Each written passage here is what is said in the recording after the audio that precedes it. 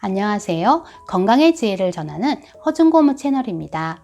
좋아요, 구독 설정해주신 여러분 감사합니다. 요즘 겨울이 되면서 계절성 우울과 코로나 블루까지 겹쳐 이 집 저 집 가족 간의 갈등이 심하신 걸로 아는데요. 올해 6월에 시행된 미국 질병통제예방센터의 설문조사에 따르면 미국 성인 30%는 우울, 불안 증상을 경험했고 13%는 약물 중독 증상이 시작되거나 사용량이 증가하였다고 합니다. 또한 지난 한 달간 자살을 심각하게 생각한 비율은 10%가 넘는 것으로 나타났습니다. 한국 트라우마 스트레스 학회의 코로나19 국민정신건강실태조사에 따르면 우울증과 자살률이 기존 해에 비해 많이 증가해서 9월에는 우울 위험군에 속하는 사람이 20% 이상, 그리고 자살에 대해 생각했다는 사람들은 13.8%에 달했다고 합니다. 특히 연세 있으신 부모님의 경우에는 외출도 마음대로 못하고 정말 답답하고 힘드실 겁니다.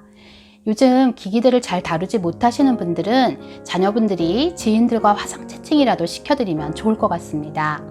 또 운동량이 급격히 줄어들지 않도록 꾸준히 스트레칭을 해주시고 집안 또는 안전한 곳에서 할 수 있는 소소한 활동이나 운동을 찾아 규칙적으로 하시는 것이 중요합니다. 오늘은 이러한 우울감을 현명하게 해결하는 데 도움이 되는 방법을 소개하려고 합니다. 지난 영상 불안을 완화하는 방법에서 소개한 방법들도 같이 실천해 보시면 도움이 되실 것입니다.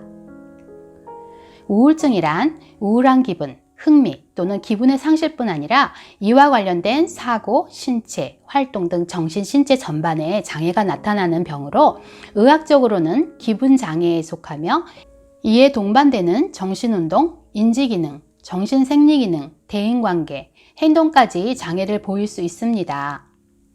우울은 정서적으로는 불안, 긴장, 무감동, 자아종증감 저하 등의 증상과 신체적으로는 식욕부진, 피로, 불면증, 성욕감퇴, 요통, 변비 등 여러 증상을 동반합니다.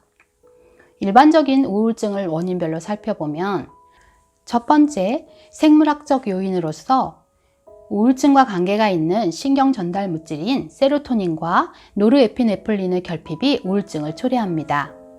약물 치료는 이러한 신경 전달 물질을 조절함으로써 우울증을 치료하는 것입니다. 두 번째는 심리적 원인입니다. 사랑하는 사람의 죽음, 이별, 가족이나 부부간의 문제, 건강의 상실, 경제력 상실, 지위나 직장의 상실, 매력이나 아름다움 또는 젊음의 상실, 자존심의 상실, 거주지 변화 등 최근의 생활 사건은 우울증을 일으키는 요인이 됩니다. 그러나 이러한 사건을 겪었다고 해서 모든 사람이 우울증에 걸리는 것은 아닙니다. 요즘과 같은 감염병이 유행할 시에는 감염에 대한 공포, 불안, 짜증, 고립감, 지루함, 무력감 등을 경험하고 활동 및 운동 부족, 신체의 건강 악화에 대한 걱정으로 누구나가 상당한 스트레스를 경험할 수 있습니다. 세 번째는 유전적 요인입니다. 우울증으로 고통받는 부모나 형제, 친척이 있을 경우 우울증에 걸릴 확률이 더 높다고 합니다. 그러나 병 자체가 유전되는 것이 아니므로 반드시 우울증 가족이 모두 우울증에 걸리는 것은 아닙니다. 네 번째는 여러 신체적 질환입니다. 우울증과 다른 신체 질환이 밀접하게 연결되어 있는 경우도 있을 수 있습니다. 갑상선, 부갑상선 질환, 뇌졸중, 암 등의 신체 질환은 우울증의 직접적인 원인이 되기도 하는 반면 우울증 자체가 환자를 신체적으로 약하게 만들기도 하고 다른 병에 걸리기 쉽게 하는 원인이 되기도 합니다. 그러나 다행히도 우울증에 의해서 일어난 신체적인 증상들은 우울증을 치료하면 저절로 좋아지기도 합니다. 다섯 번째는 약물과 알코올입니다. 일부 고혈압약, 결핵약 등 일부 약물의 부작용으로 발생하기도 하는데 특히 술을 많이 마시는 경우 우울증에 걸릴 확률이 높다고 합니다. 이번 영상에서는 심리적 원인에 의한 우울을 해결하는 지혜로운 방법을 소개하고자 합니다. 여러분 혹시 신체 심리나 터치 케어란 말을 들어보셨나요? 제가 제목에 소개한 M 만지지 않으면 사랑이 아니다 라는 책은 일본의 신체 심리학자인 야마구치 하즈메 씨가 쓴 책으로 신체 심리란 인간의 몸과 마음은 뗄 수 없는 관계라는 동양의 심신인려 사상을 근본 이론으로 하여 치유를 하는 방법입니다. 이 책 내용을 살펴보면 애무라는 것은 사람에게 애정을 가지고 접촉하는 스킨십을 통칭하는 것으로 스킨십을 잘하면 마음에 감정이 생기고 더 나아가 마음을 치유하기도 한다는 것입니다. 그럼 책의 주요 내용을 살펴보겠습니다.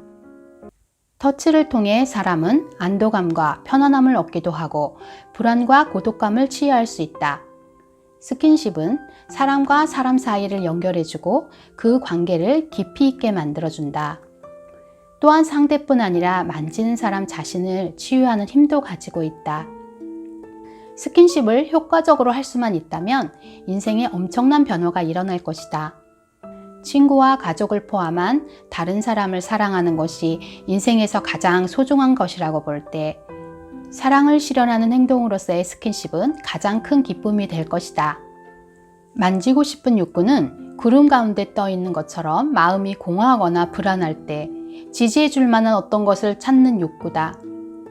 눈 가리개를 하고 걸을 때처럼 손에 아무것도 만져지지 않아 어찌할 바를 모르는 불안한 상태를 해소하려는 것이다.